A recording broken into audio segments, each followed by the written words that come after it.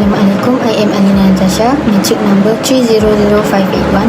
I will briefly introduce the 5 statutory bodies we analysed in our report. Our report focuses on 5 key statutory bodies in Malaysia, each playing an important role in public sector development and national governance. First, Sustainable Energy Development Authority Malaysia, SEDA Malaysia, a statutory body under the Minister of Natural Resources, Environment and Climate Change, responsible for promoting renewable energy and sustainable energy programs such as the feed-in tariff and net energy metering. Second, Enforcement Agency Integrity Commission (EAIC), an independent oversight body established to enhance integrity, transparency and professionalism among 21 federal enforcement agencies through complaint investigation and misconduct prevention. Third, Cooperative Commission of Malaysia (SKM), the regulatory agency that oversees the registration, development and governance of cooperative in Malaysia, contributing to community and socio-economic development. Fourth, Malaysian Communication and Multimedia Commission (MCMC), the national regulator of the communication and multimedia sector, ensuring digital connectivity, consumer protection and industry compliance under the Minister of Communication and Digital. Lastly, SME Cooperation Malaysia, the central agency coordinating SME development under the Ministry of Entrepreneur and Cooperative Development, offering policies, programs and advisory services to strengthen micro, small and medium enterprise nationwide. Each of these agencies operates under specific legislation and contributes to Malaysia's broader goals in sustainability, governance, economic development and digital transformations. Assalamualaikum, my name is Nur Husna binti Muhammad Zahir. My matrix number 300785 and I will be presenting the strengths in risk management practices by the 5 statutory bodies. Firstly, all 5 agencies operate under strong governance structures. Each has a clear leadership hierarchy, often led by a chairman or CEO, supported by internal committees such as the Audit Committee and Integrity Unit. This structure promotes accountability, transparency, and efficient in decision-making at both strategic and operational levels, which is essential for managing risk effectively. Secondly, every agency has an active internal audit unit. This unit plays an important role in evaluating internal controls and ensuring compliance with policies and procedures. By doing so, they help identify operational weaknesses and suggest improvement in managing risk, supporting better risk monitoring and overall performance. Next, there are 2 agencies which is MCMC and SME Corporation have been stand out for their high commitment to transparency.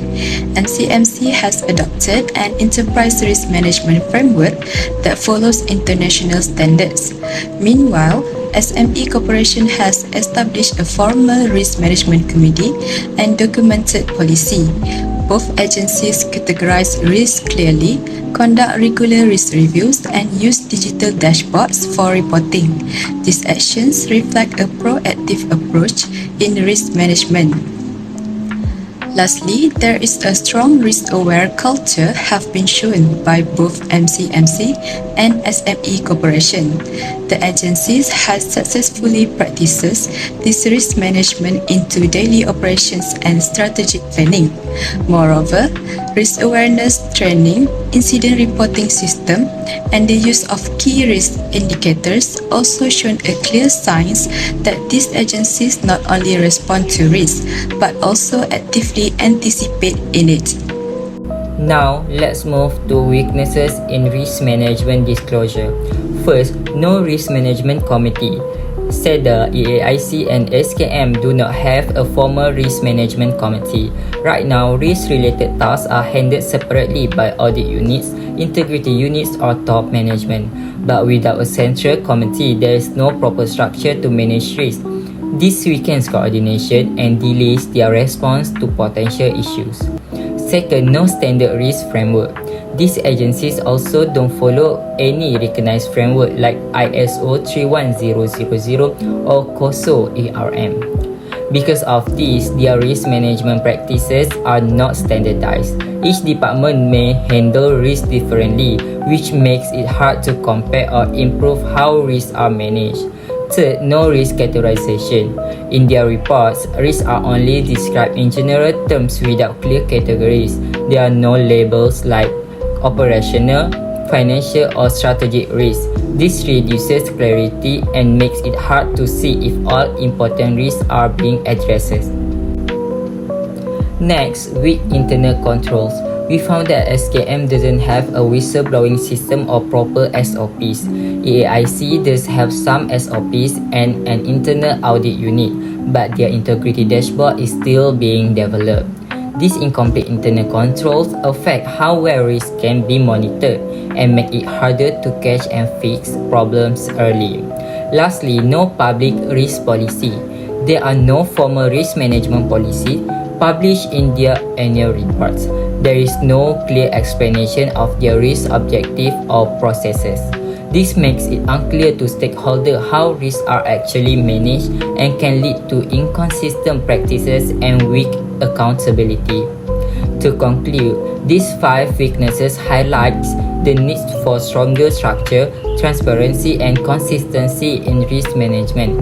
Improving these areas will help ensure better governance and more proactive response to risk.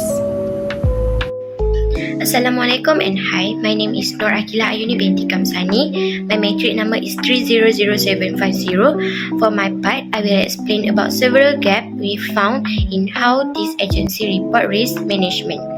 First, SEDA, EAIC and SKM don't clearly categorize risks like financial or operational risks. This makes it hard to know which risks are serious and how they're being handled. Second, most agencies don't use visual tools like dashboards or heat maps. These tools are help to track risk level and action, especially for internal teams and the public. Third, risk management is not integrated across departments. It's usually handled only by the audit unit, while other departments are not involved. This makes it harder to respond to risks that affect the whole organization. Next, only SME Corporation and MCMC follow international standards like ISO 31000. The other don't mention any standard, so we don't know if their practices are up to date. Lastly, the risk reporting format is inconsistent. Some agencies place it under audit, others barely mention it without a standard format. It's difficult to compare and evaluate their risk management. That's all for me. Thank you. Now, let's move to the recommendation. First one is establish dedicated risk management committee RMC. Centralize risk supervision for better risk identification, assessment and response. Foster a proactive approach to risk management for quick and strategic risk response. Second, adopt internationally recognized risk management frameworks.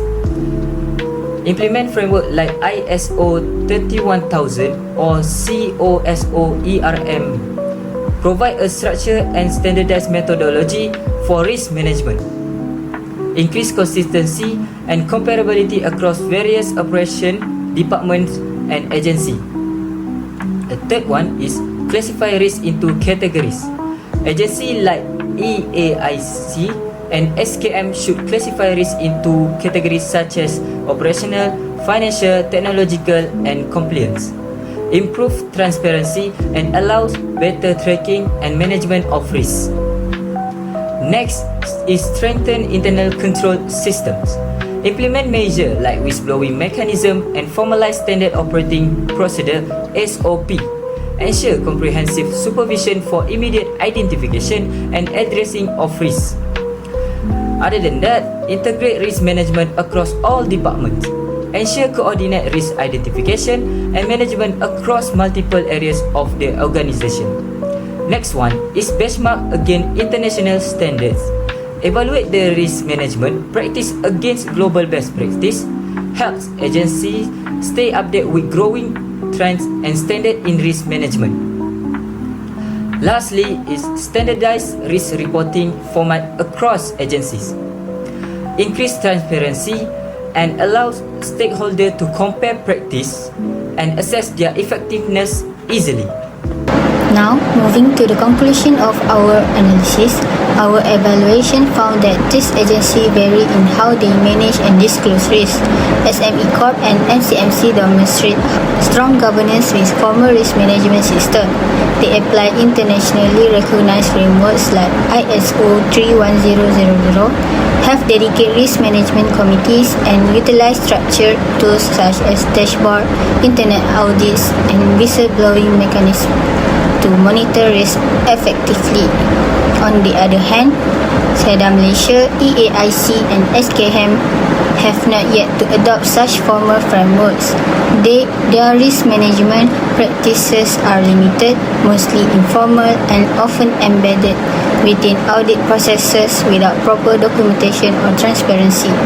To improve, we recommend all agencies to implement formal risk framework like ISO 31000, establish dedicated risk management committees, and enhance internal control system, risk classification, and reporting mechanism. In conclusion, strengthening risk management across all statutory bodies is not only vital for compliance but also for building public trust, operational resilience, and transparent governance in Malaysia's public sector.